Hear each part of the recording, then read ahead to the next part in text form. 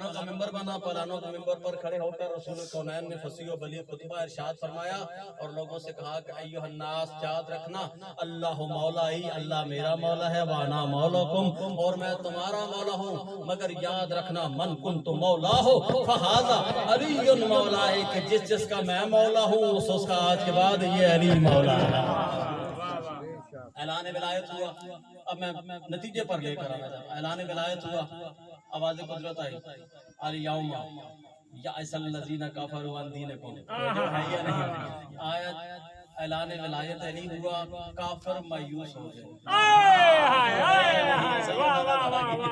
آج اعلان ولایت نہیں ہوا، کفر مایوس ہو گیا۔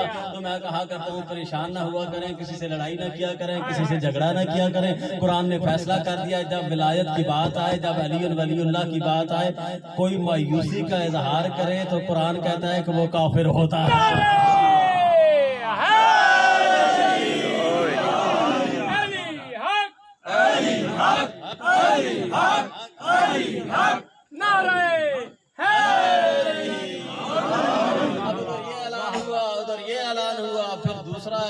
الیوم اکملت لکم دینکم واتممت علیکم نعمتی ورضیت لکم الاسلام دینا، کہ آج دین مکمل ہو گیا، نعمت تمام ہو گئی۔